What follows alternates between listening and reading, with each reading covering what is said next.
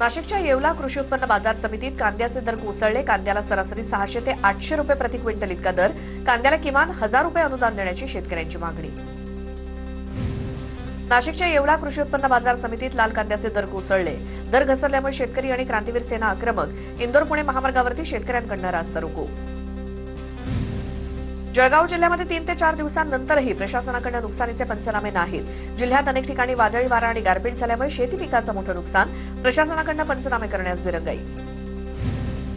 मुक्ताईनगरच्या कुऱ्हा परिसरात गव्हाचं विक्रमी उत्पन्न होणार. तब्बल 4000 हेक्टरवरती गव्हाची पेरणी. थंडी चांगली पडल्यामुळे शेतात पिकं बहरली. मोहोळचे माजी आमदार राजन पाटलांचा मुलगा बाळाराजे पाटलांचं वादग्रस्त वक्तव्य. निवडणूक आल्यावर विकासावरती कोणी बोलताना दिसत नाही. निवडणूक आल्यावर राजन पाटील आणि त्यांची 2 पोरच दिसतात. विरोधकांवर टीका. परभणीच्या गंगाखेड विधानसभेत भाजप आणि आमदार रत्नाकर गुट्टेंची युती. मात्र राष्ट्रवादी बॅनरवरती गुट्टे यांचा फोटो टाकल्यामुळे भाजपच्या पदाधिकाऱ्यांची नाराजी. युती भाजपशी, मग प्रचार राष्ट्रवादीच्या उमेदवारांचा कसा काय? पदाधिकाऱ्यांचा सवाल. परिषद निवडणुकीत 247 उमेदवार आपलं नशीब आजमावणार. महादेव जानकरांचा रासप पक्ष 8 उमेदवार निवडणुकीच्या रिंगणात उतरवणार. कोल्हापूरच्या रेंदाळ पंचायत समितीची निवडणूक चर्चेत. अजित पवारांच्या राष्ट्रवादीनं दिव्यांग तरुणाला उमेदवारी दिली. दिव्यांग तरुणाकडून जोरदार प्रचार सुरू. प्रचार करत असताना नागरिकांकडून तरुणाचं कौतुक. परभणी महानगरपालिकेमध्ये 9 फेब्रुवारीला महापौर आणि उपमहापौर निवडीसाठी विशेष बैठक. महापौर पदासाठी 14 तर उपमहापौर पदासाठी 7 नगरसेवकांचे अर्ज आले. सांगली महापालिकेच्या महापौरपदी भाजपचे धीरज सूर्यवंशी तर उपमहापौरपदी अजित पवारांच्या राष्ट्रवादीचे गजानन मगदूम यांची बिनविरोध निवड. तर सांगली महापालिकेत भाजप आणि राष्ट्रवादीची युती झाल्यामुळे सत्ता स्थापनेचा मार्ग मोकळा झाला. 6 फेब्रुवारीला अमरावती महानगरपालिकेच्या महापौर आणि उपमहापौर पदाची निवडणूक. महानगरपालिकेतील दालनांचं काम अंतिम टप्प्यात. कोल्हापूरच्या शिरोळमधील दत्तवाड जिल्हा परिषद मतदारसंघातील काँग्रेसचे उमेदवार दीपाली पाटील यांचे पती उदय पाटलांना पोलिसांकडून हद्दपारीची नोटीस. या घटनेमुळे तालुक्यातील राजकारणात मोठी खळबळ माजली. उदय पाटलांच्या समर्थकांना अश्रू अनावर. बीड शहरामध्ये स्वर्गीय अजित पवारांचा पूर्णाकृती पुतळा उभारणार. आमदार विजयसिंह पंडित यांची माहिती. अजितदादांच्या अस्थिकलशाचं दर्शन घेतल्यानंतर प्रतिक्रिया. बीडच्या राष्ट्रवादी कार्यालयात अजित पवारांचे अस्थिकलश दर्शनासाठी ठेवले. गोदावरी नदीकाठच्या राक्षस भवन या ठिकाणी शनी मंदिर गोदावरी नदीमध्ये अस्थिविसर्जन केले जाणार. मी मुख्यमंत्री कार्यालयात 5 वर्ष काम केलंय. कुणाचं काय काय मला माहित असेल याचा विचार करा. भाजप आमदार अभिमन्यू पवार यांचं वक्तव्य. तर माझ्यावरती टीका करताना विचार करा, नाहीतर तुमचं सगळं बाहेर काढेन. अभिमन्यू पवार यांचा इशारा. परळी तालुक्यातील पोहनेर इथल्या वेदशास्त्र पारंगत गुरु रामकृष्ण बळीदेव जोशी यांचं दुःखद निधन. मंत्री मंगलप्रभात लोढा यांच्याकडून कुटुंबियांची सांत्वनपर भेट.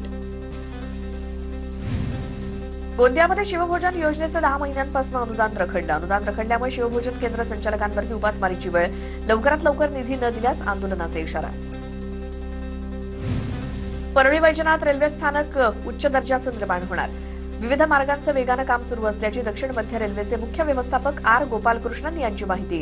43 कोटी रुपये खर्चातून अत्याधुनिक रेल्वे स्थानक उभारण्यात येणार. पुणे मुंबई द्रुतगती मार्गावरती झालेल्या भीषण वाहतूक कोंडीमुळे ट्रान्सपोर्टचे लांब पल्ल्याचे ट्रक देखील अडकले. गेल्या 20 तासांपेक्षा जास्त काळापासून कोंडी झाल्यामुळे ट्रक चालकांनी द्रुतगती मार्गावरती दुपारचा स्वयंपाक करत जेवणाची व्यवस्था केली. मुंबई पुणे महामार्गावरील वाहतूक कोंडीमध्ये अडकलेल्या प्रवाशांना पोलिसांकडून मदतीचा हात. नागरिकांची तहान भूक ओळखून कर्तव्यावरती असलेल्या पोलिसांकडून पाणी आणि बिस्किटांचं वाटप.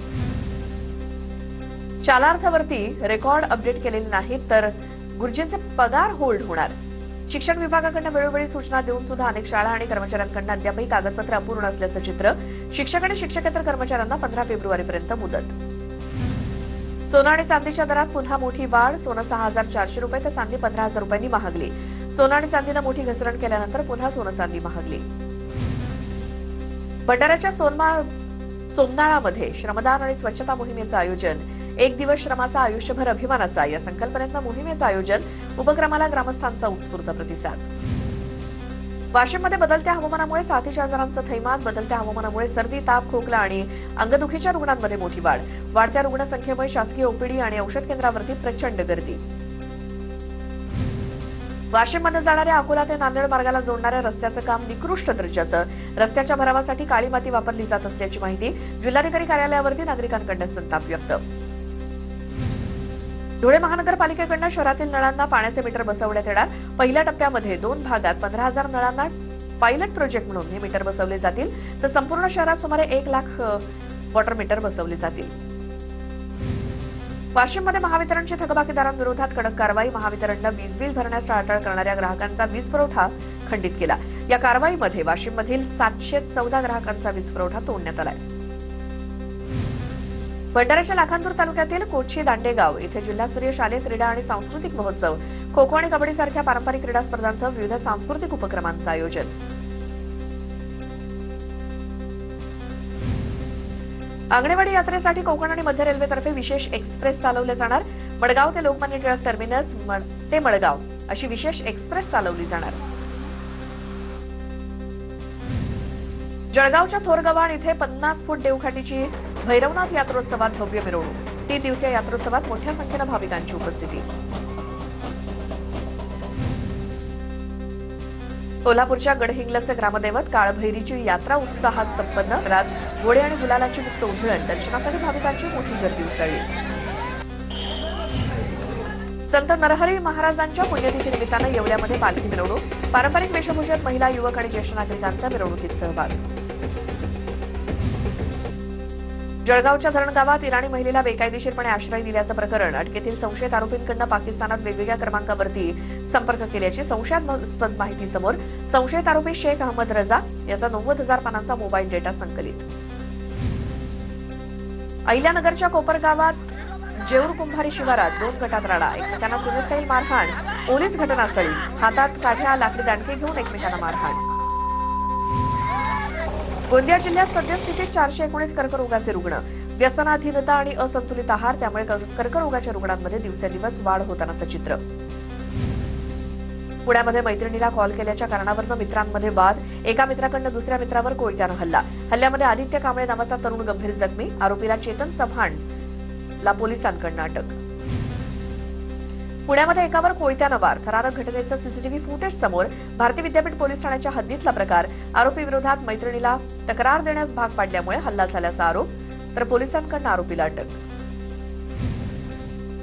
नालासोपाऱ्यात बेकायदेशीरपणे राहणाऱ्या नायजेरियन व्यक्ती आणि अंमली पदार्थ विक्रेत्यांविरोधात कॉम्बिंग ऑपरेशन. नालासोपारा पूर्व प्रगतीनगर परिसरातल्या 109 नायजेरियन व्यक्तींना पोलिसांनी ताब्यात घेतलं. जळगावात खेळण्यातील नकली नोटा देऊन व्यापाऱ्याची 6 लाखांची फसवणूक. 3 जणांविरोधात रामानंद नगर पोलिसांमध्ये गुन्हा दाखल. बारदान खरेदीच्या नावानं व्यापाऱ्याला गंडा घातल्याचं समोर. नाशिकच्या सिन्नरमधील माळेगाव एमआयडीसीमध्ये अग्नितांडव. तर विमा एरोमेटिक्स ही सुगंधी द्रव्य तयार करणारी कंपनी जळून खाक. कंपनीमध्ये स्फोटांचे आवाज ऐकू आल्यामुळे परिसरात भीतीचं वातावरण. गोंदियाच्या बोंडराणी जंगलामध्ये 28 वर्षीय महिलेचा मृतदेह आढळला. महिलेच्या चेहऱ्यावरती ऍसिड आणि शरीरावरती जखमा आढळल्या. महिलेची हत्या करून जंगलात मृतदेह फेकल्याचं निष्पन्न. दौरीवाडा पोलिसांकडून अज्ञात आरोपीच्या विरोधात हत्येचा गुन्हा दाखल. नवी मुंबई गुन्हे शाखेनं वाहन चोरी करणाऱ्या संघटित टोळीचा पर्दाफाश केला. कारवाईमध्ये 40,46,000 रुपयांची 26 वाहनं जप्त. 4 आरोपींना अटक. इगतपुरी शहरामध्ये घरफोडीची घटना उघड. चोरट्यांनी 6 तोळं सोनं, चांदीचे दागिने आणि रोख रक्कम केली लंपास. इगतपुरी पोलीस ठाण्यामध्ये अज्ञात आरोपींविरोधात गुन्हा दाखल, शोध सुरू. कोल्हापुरात करवीर पोलिसांनी दारूची अवैध वाहतूक रोखली. 9.5 लाखांचा मुद्देमाल जप्त करत वाहन चालकाला अटक. करवीर पोलिसात गुन्हा दाखल.